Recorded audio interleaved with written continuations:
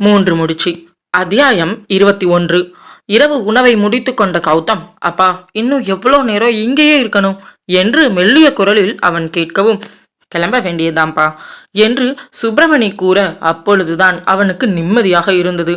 அம்மா என்று சுப்பிரமணி லட்சுமி பாட்டியின் அருகில் சென்று மெல்லிய குரலில் அழைக்கவும், சாந்தி மட்டும் இங்கு இருக்கட்டும், நம்ம எல்லாம் போகலாம் என்று பாட்டி கூறவும், சாந்தி அவரின் பார்வையை பார்த்து சரி என்று தலையசைத்தார். ஆம், சிறிது நேரத்திற்கு முன்பு சாந்தியை பின்கட்டிற்கு தனியாக அழைத்த லட்சுமி பாட்டி, சாந்தி நான் எப்படி கேட்கறது என்று எனக்கு தெரியல, நீ தான் கேட்கணும், உன் அண்ணன் கிட்ட அவனோட பொண்ண என்று பாட்டி சொல்லவும், அத்தை நானா என்று அவர் தயங்க, வேற வழி இல்லை, நான் ஒன்றும் கேட்க முடியாது, ஜோசியர் சொன்னது உனக்கு ஞாபகம் இருக்கு இல்ல, இன்னும் 12 நாள் மட்டும்தான் இருக்குது, இதுக்கு இடையில சடங்கையும் கழிக்கணும் இல்ல என்று கேட்கவும், ஆமா அது என்று அவர் யோசிக்கவும், 12வது நாள் சடங்கு கழிச்சு அன்னைக்கு அவங்க 2 பேருக்கும் கல்யாணம் பண்ணி வைக்கணும், அதனால ஏதாவது பண்ணுப்பா, நீ தான் பேசணும், நீ பேசிட்டு சொல்லு, நானும் பேசுறேன் என்று பாட்டி சொல்லவும் சரி என்று தலையசைத்தாள். மனதிற்குள் பயம் இருந்தது. அண்ணனிடம் எப்படி கேட்பது என்று தெரியவில்லை. ஆனாலும் பேசிதானே ஆக வேண்டும். தன் மகனுக்காக அவனுக்காக எதையும் செய்ய நினைத்தார் பெற்ற அன்னையாக. கௌதம், அர்ஜுன், திவ்யா, ஹரிணி, லட்சுமி பாட்டி என்று அந்த வீட்டில் இருந்து அனைவரும் கிளம்ப வாசல் வரை வந்து அனைவரையும் அனுப்பி வைத்தவர், நீ இங்க தங்கறதுல ரொம்ப சந்தோஷம் சாந்தி என்று அவர் கையை பிடித்து பைரவர் சொல்லவும், அது ஆம் என்று தலையை அசைத்த அவளுக்கு என்ன சொல்வது என்று தெரியவில்லை.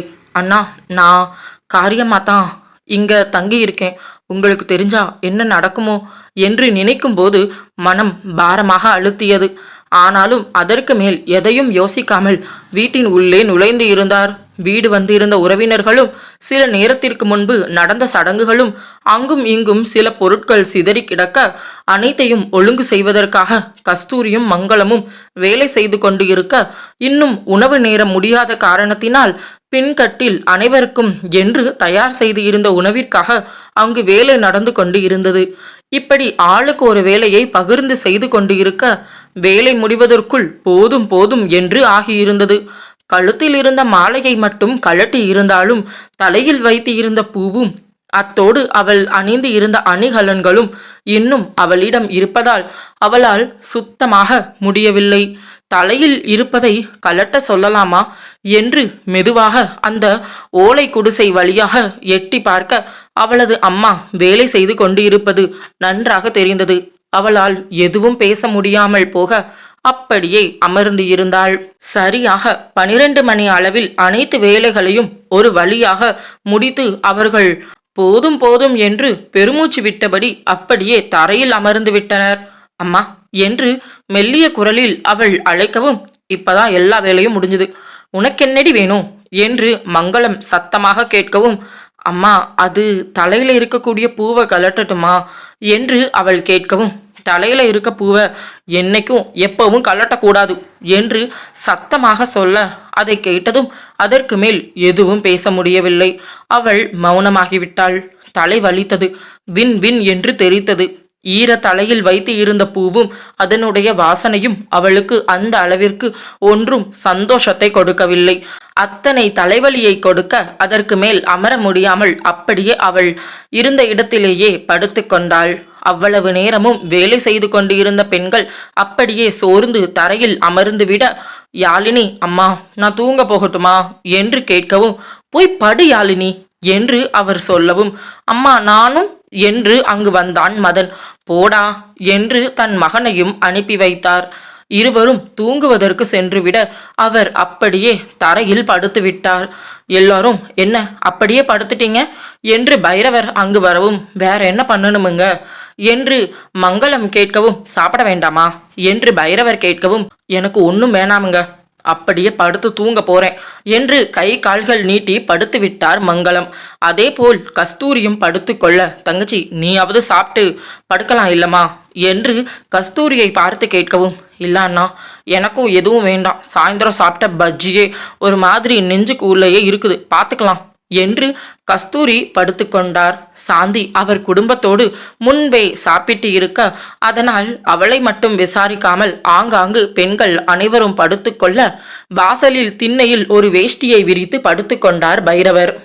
காலை பொழுது யாருக்காகவும் காத்து இருக்காமல் மெதுவாக விடிந்து இருக்க, தூக்கத்திலிருந்து மெதுவாக தன் கண்களை மலர்த்திய அவளுக்கோ கண்கள் எரிச்சலை கொடுத்தது, தலை வலியை கொடுத்தது, உடல் வெப்பத்தை கொடுத்தது. அப்படியே சோர்வாக இருந்தது. அந்த நேரம் அவளின் அம்மாவின் குரல் அவளின் செவியை தீண்டியது. அடியே, இன்னும் சின்ன குழந்தைன்னு நினைச்சிட்டு இருக்கியா? பெரிய பிள்ளையாகிட்ட, கிளம்பி குள்ளுடி என்று உள்ளே கேட்ட குரல் அவளுக்கு நன்றாக புரிந்தது அவளுக்குத்தான் என்று. அது அவளுக்கு கசப்பை கொடுத்தது. அவளால் எதுவும் பேச முடியவில்லை. தலையில் வாடி இருந்த பூக்களை மெதுவாக கழட்டி தன் கழுத்தில் அணிந்து இருந்த அணிகலன்களை கழட்டினாள். ஒரே ஒரு செயின் மட்டும் கழுத்தில் போட்டு மற்றவைகளை கழட்டி வைத்தாள்.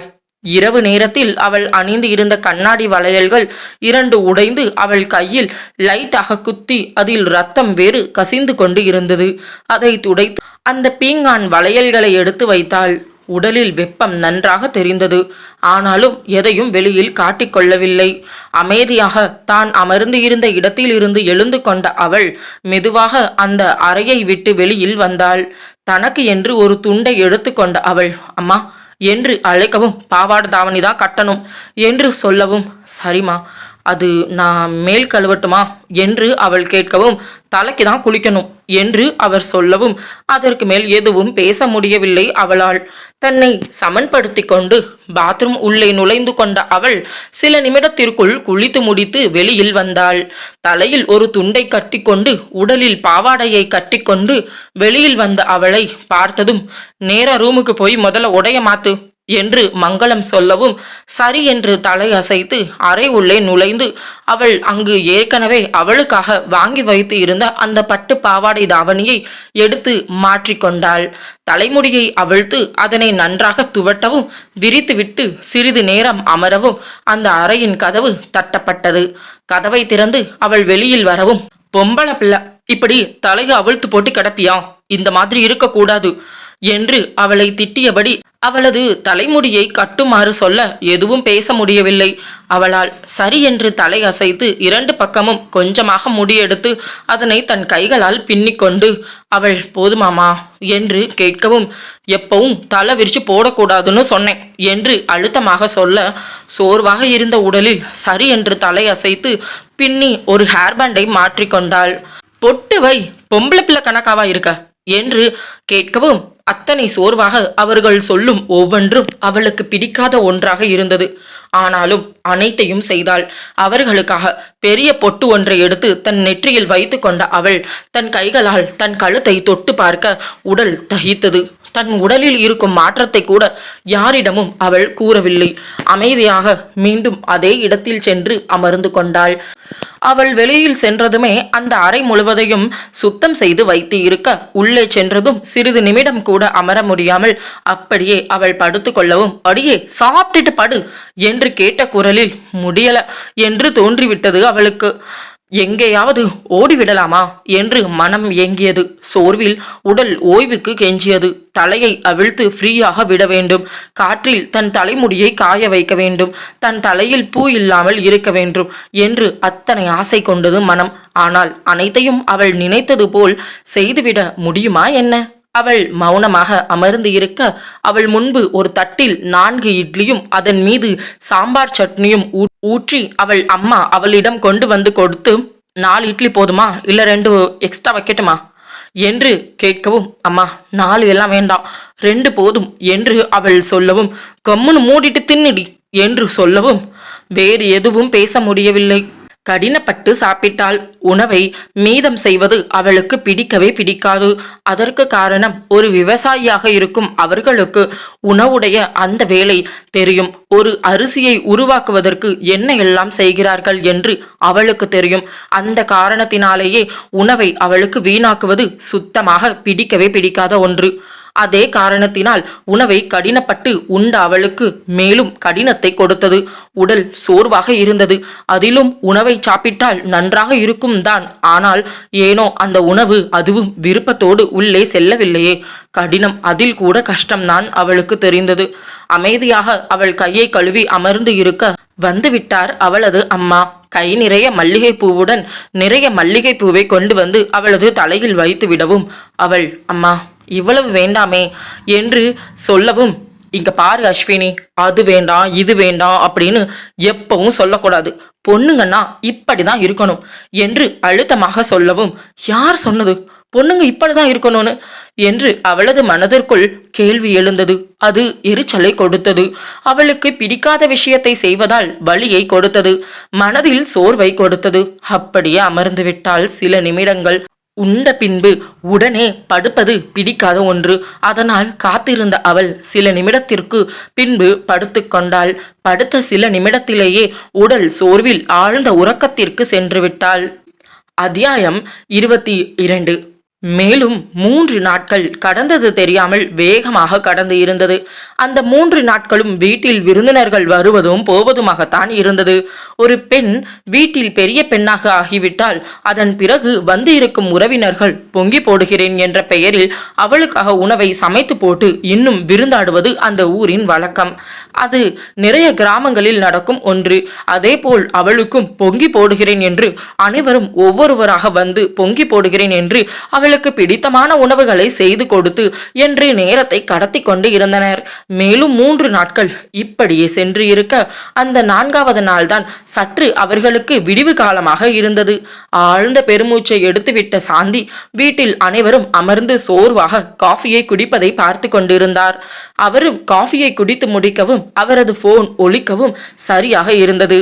யாரு மதினி, இவ்வளவு காலையிலேயே என்று மெல்லிய குரலில் மங்களம் கேட்கவும், அது என்னோட அத்தை தான் கால் பண்றாங்க என்று சொல்லவும், ஓ அப்படியா, சரி பேசிட்டு வாங்க மதினி, காலையில என்ன சாப்பாடு பண்ணலாம், பூரி போட்டு விடடா என்று கேட்கவும், நீங்க பண்ணிட்டு இருங்க நான் வந்துடுறேன் என்று சாந்தி சொல்லவும், சரி என்று தலையசைத்து அவர் கிச்சன் உள்ளே நுழைந்து கொள்ளவும் அவர் சென்ற பின்பு வீட்டின் வெளியில் போனை அட்டன் செய்து காதில் வைத்தபடி வெளியில் வந்தார் சாந்தி.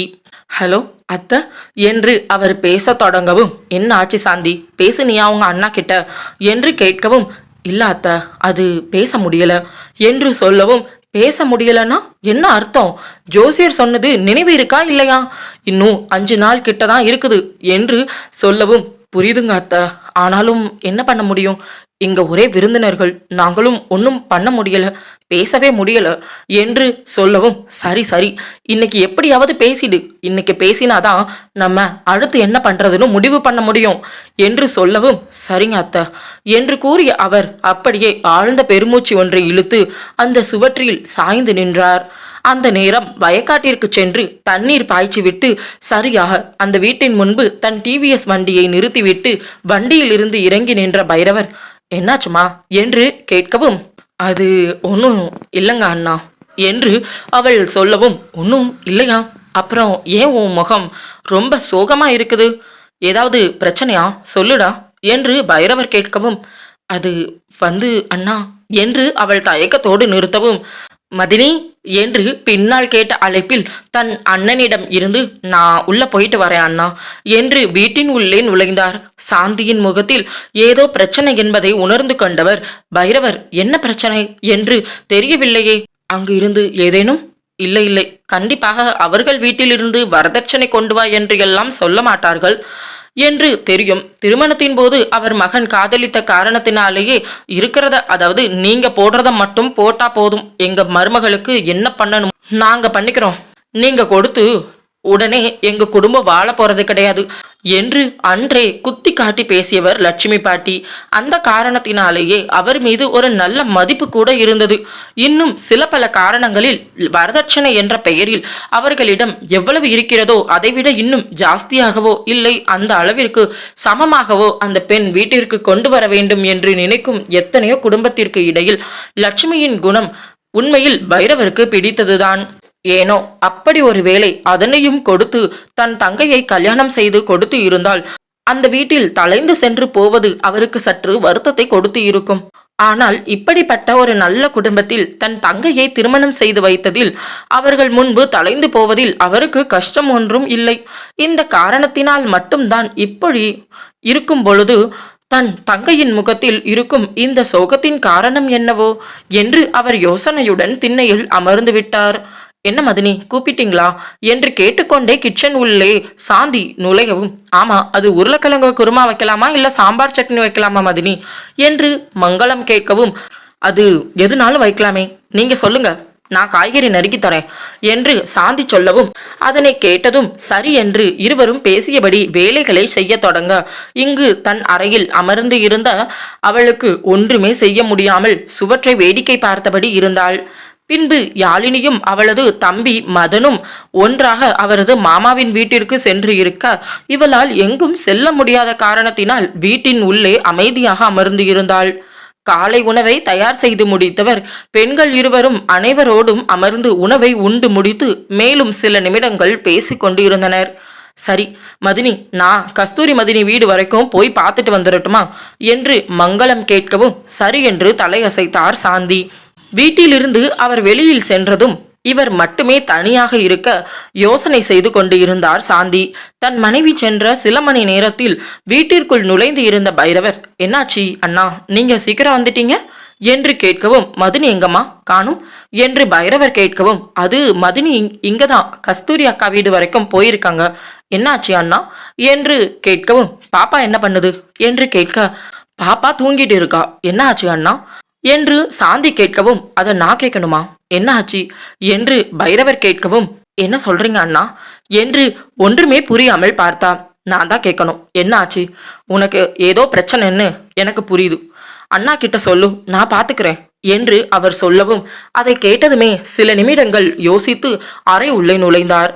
அங்கு அவள் தூங்கிக் கொண்டு இருப்பது நன்றாக தெரிந்தது. அண்ணா, உங்ககிட்ட தான் சொல்லணும், பிரச்சனை தான், நான் இத பற்றி உங்ககிட்ட பேசிதான் ஆகணும் என்று சொல்லும் பொழுது அவரது கண்கள் கலங்கி போனது. அம்மாடி என்று அவர் கையை பிடித்து கொள்ளவும் தன் முந்தானையை எடுத்து கண்களை துடைத்தபடி, உங்ககிட்ட பேசணும் அண்ணா என்று சொல்லவும் வீட்டின் பின்கட்டிற்கு சென்றனர். வாசலில் நின்று பார்த்தால் வீட்டில் பின்னால் அவர்கள் நிற்பது நன்றாக தெரியும். அப்படிதான் இருந்தார்கள். அந்த காலத்து வீடு, அதனால் வாசல் கதவை திறந்து போட்டுவிட்டு பின்கட்டு வாசலில் அமர்ந்து இருவரும் பேசத் தொடங்கினர். என்ன விஷயம் சொல்லு தாயி என்று பைரவர் கேட்கவும், அண்ணா, என் பையனோட உயிரை நீதான் காப்பாத்தணும் என்று சொல்லவும், எடுத்த எடுப்பில் அவர் பேசிய வார்த்தை ஒன்றும் புரியாமல் அவருக்கு யோசனை கொடுத்தது. என்ன பேசுற, எனக்கு ஒன்றும் புரியல சாந்தி என்று பைரவர் கேட்கவும், அண்ணா, அது என்று சில நிமிடங்கள் தயங்கி, கொஞ்ச நாளுக்கு முன்னாடி தொடர்ச்சியாக கௌதமிற்கு பிரச்சனை வந்து கொண்டே இருந்தது. கௌதம் எப்படியாவது ஒரு மாசத்துல நிறைய டைம் ரத்த காயம் அவனுக்கு பட்டுட்டே இருந்துச்சு. ஆரம்பத்துல பெருசா எடுத்துக்கல, ஆனா அடிக்கடி அதே மாதிரி ஆனதும் அத்தைக்கு ஏதோ சரியில்லைன்னு தோணுச்சு. அதனால நாங்க எல்லாரும் அவனுடைய ஜாதகத்தை எடுத்துட்டு போய் ஜோசியம் பார்த்துட்டு வந்தோம் என்று நிறுத்தவும், என்ன சொன்னாங்க என்று பைரவர் கேட்க, அவங்க நம்ம தம்பி கௌதமுக்கு 18 வயசு ஆகிறது வரைக்கும் அவன் உயிரோடு இருக்கிறதே பெரிய விஷயம்னு சொல்லிட்டாங்க என்று சொல்லும் பொழுதே அவர் கண்ணில் இருந்து கண்ணீர் வடிந்தது. அதிர்ச்சியோடு, என்ன சொல்ற சாந்தி என்று பைரவர் கேட்கவும், ஆமா அண்ணா என்று கண்கள் கலங்க சொல்லவும், என்ன சொல்லிட்டு இருக்க, ஒன்னும் புரியலப்பா என்று கேட்கவும், அண்ணா என்று ஜோசியர் பேசியது அவர்கள் அதற்கு பரிகாரமாக செய்யக்கூடியது என்று அனைத்தையும் சொல்ல, இப்ப என்ன பண்ண போறீங்க என்று அவர் கேட்கவும், இப்போ அதுதான் நான் உங்ககிட்ட கேட்டுட்டு இருக்கேன் என்று அவள் சொல்லவும், நீ என்ன சொல்ல வர எனக்கு புரியலம்மா என்று அவர் கேட்கவும், அண்ணா, இன்னும் 5 நாள் தான் இருக்குது, 6வது நாள் நம்ம கௌதமுக்கு பிறந்த நாள், அதுக்கு முன்னாடி அவனுக்கு கல்யாணம் பண்ணணும் என்று சாந்தி சொல்லவும், ஆனா அதெல்லாம் சாத்தியம் என்று நினைக்கிறியாமா, எப்படிமா என்று பைரவர் கேட்கவும், தன்னை சமன்படுத்தி கொண்டு ஜோசியர் சொன்னார் அண்ணா என்று நடந்த அனைத்தையும் கூற, அதை கேட்டதுமே அப்படியே சுவற்றில் சாய்ந்து விட்டார். மகள், தன் மகள், 13 வயது ஆன தன் மகள், அவளுக்கா திருமணம் என்று நினைக்கும் பொழுது மலைப்பாக இருந்தது அவருக்கு. அப்படியே சுவற்றில் சாய்ந்து அமர்ந்து விட்டார்.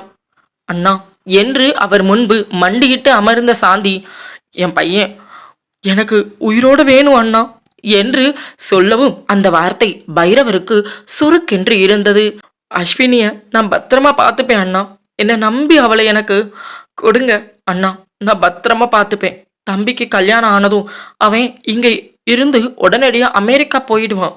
அவன் அமெரிக்கா போவதுக்கான வேலை கூட பார்த்துட்டாங்க. அவன் இந்த நாட்டில் இருக்கக்கூடாதுன்னு சொல்லிட்டாங்க. 7 வருஷம் இந்த நாட்டில் இருக்கவே கூடாது. அவன் கல்யாணம் முடிஞ்சதுமே வீட்டில் இருந்து அவனை அங்க இருந்து அமெரிக்கா கூட்டிட்டு போயிடுவோம். அதுக்கடுத்து 7 வருஷம் அப்புறம் தான் அவன் வருவான். அவன் வந்ததுக்கு அப்புறமா பெருசா மறுபடியும் நம்ம அஸ்வினிக்கும் கௌதமுக்கும் பெருசா ஒரு கல்யாணம் பண்ணிடலாம். ப்ளீஸ் அண்ணா, எனக்காக கொடுங்க அண்ணா. அஸ்வினிய என் பொண்ணு மாதிரி நான் பத்திரமா பார்த்துப்பேன் அண்ணா என்று அவரின் கையை பிடித்து கொண்டு கெஞ்சி கேட்டுக்கொண்டு இருந்தார் சாந்தி. பைரவருக்கு என்ன பதில் சொல்வது என்று தெரியவில்லை. மௌனமாக இருந்தார். அண்ணா, நானே அவளை நல்லா படிக்க வைப்பேன் அண்ணா. என்னை நம்பி கொடுங்க அண்ணா, ப்ளீஸ் அண்ணா என்று கேட்கவும், இது நான் மட்டும் எடுக்க வேண்டிய முடிவு இல்லம்மா, உன்னோட மதினி கிட்டையும் சொல்லணும் இல்ல என்று கேட்கவும், அதை கேட்ட சாந்தி, நான் மதினி கிட்ட பேசுறேன் அண்ணா என்று சொல்ல, இல்ல அது சரியா வராது. பேசும்போது உங்க 2 பேருக்கும் இடையில ஏதாவது பிரச்சனை வந்துருச்சுன்னா அப்புறம் இந்த உறவையே மொத்தமா முறிக்கிற அளவுக்கு போயிடும். அதனால நான் பாத்துக்கிறேன், நான் அன்னிக்கிட்ட பேசுறேன் என்று பைரவர் சொல்லவும், அதை கேட்டதுமே அவளுக்கு அத்தனை நிம்மதியாக இருந்தது. சாந்தி தன் அண்ணனின் கால் மடியில் அமர்ந்து அப்படியே அவர் காலில் சாய்ந்து விட்டாள். இத்தனை நேரம் இருந்த பாரத்தை குறைத்தது போல் ஒரு உணர்வு. ஆனால் அவள் அண்ணன் மீது பாரத்தை ஏற்றி வைத்தது மறந்து போனாள் பெண்ணவள். தொடர்ச்சியா கதை கேட்க மறக்காம சேனலை சப்ஸ்கிரைப் பண்ணிக்கோங்க. இந்த வீடியோ பிடிச்சிருந்தா லைக் பண்ணிருங்க.